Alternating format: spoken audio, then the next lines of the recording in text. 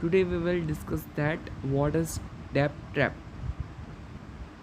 The meaning of debt trap means debt trap is an international financial relationship when a country gives a loan to other country and when the other country is not able to return the amount of loan, the first country starts to make the political influence on other country, that is called debt trap.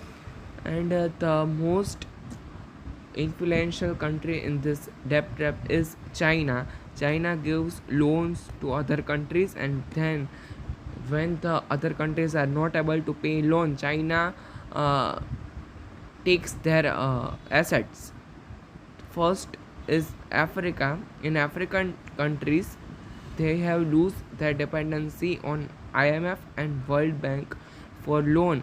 Instead of that, they had started to take loan from Chinese government. Loan from Chinese government is increased rapidly from 2000s to 2040. China charges 17% for loan. China gave 143 billion to African countries. Angola 25 billion, Ethiopia 13.5 billion, Zambia 7.4 billion, Republic of Congo 7.3 billion, Sudan 6.4 billion. And these countries are not able to return the amount of loan, and in that type of condition China takes over their assets. In Asia, Sri Lanka took a loan from China for a Hambantota International Airport and Port. And when Sri Lanka was not able to return the loan, Sri Lanka gave Hambantota Airport to China for a lease of 99 years. Pakistan took 42 billion from China for many projects like China Pakistan Economic Corridor and Gwadar Port. And we can see the condition of Pakistan since there is very inflation. Pakistan is not able to return the loan, so China will take over their assets. Malaysia also took 22 billion from China for development of their new capital and steel plant.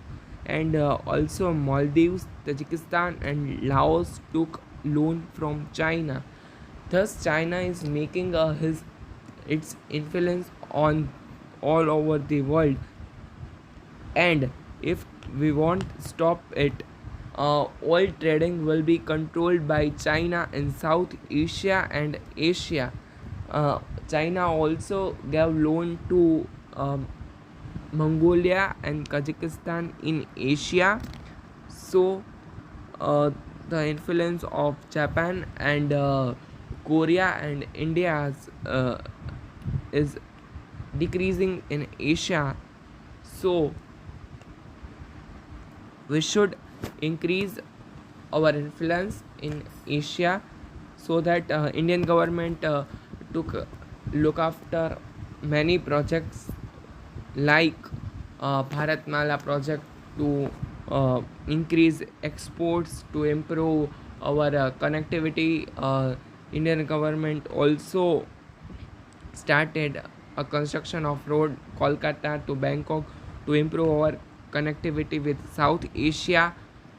And Indian government is also improving diplomatic relationship with other countries, so that India can stand out in South Asia and the world.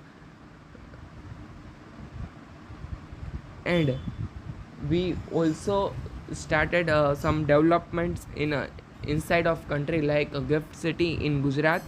Government gave tax holiday for 10 years in gift city if any international company builds their headquarter in it. Thus Indian government is trying to reduce the influence of China from world trade and export import business.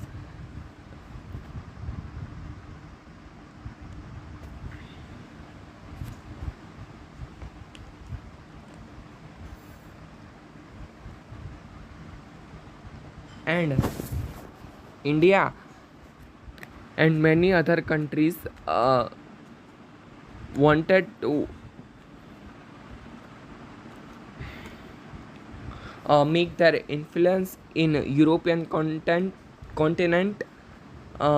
In Europe and Latin America, China also gave loan to some countries like Montenegro and Venezuela. Here is a chart. Here, Niger, Djibouti, Congo, Maldives, Laos, and Cambodia and Kyrgyzstan are major countries which are in debt of China, and uh, their debt is more than 20 or 30% of their nominal GDP. Thus, this is a very danger for world. We have to reduce this influence of China. So every country is trying to do that. Here is a photo of China's Belt and Road Initiative project, where most of the African and most of the Asian countries are included in China's Belt and Road Initiative, where China is developing a new Silk Route and for trading and also military purposes. In Oceania, China also gave loan to New Zealand. In South Asia, only Korean Peninsula, Japan, and India is not in China's this Belt and Road Initiative. In Europe, only Norwegian countries and UK is not in